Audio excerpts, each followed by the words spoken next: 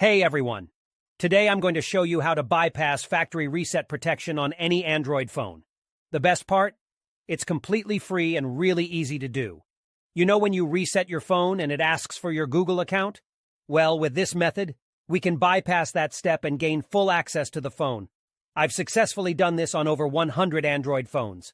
I'll guide you step by step through the process, so don't worry if you're not a tech expert. Just follow along and soon you'll be able to unlock any Android phone without any hassle. So let's get started. Okay, so the next step is to use this website to remove the factory reset protection lock from your Android phone. To do this, you'll need to provide 3 important details: your phone's exact model, its IMEI number, and a valid email address where you can receive notifications. Now you might be wondering how to find your phone's IMEI number.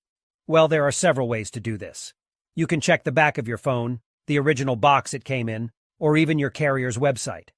Your account details may also have the IMEI and serial number of your device. If you have a sales receipt or contract, you may find the IMEI and serial number there. If your phone has a removable battery, you can check underneath it for the IMEI or serial number. However, if your phone doesn't have a removable battery, don't try to remove it or you may damage your device.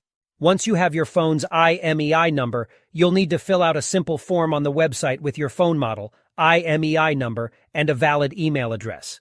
This is where you'll receive a notification when the factory reset protection has been removed. After you submit the form, your request will be processed, and you'll receive an email notification when the factory reset protection removal process is complete. I'll show you an example of what the email should look like by logging into my personal email account. Here's the email I received, saying that the factory reset protection was removed. Let's open it up together. The message confirms that the factory reset protection has been removed, so all you need to do now is restart your phone.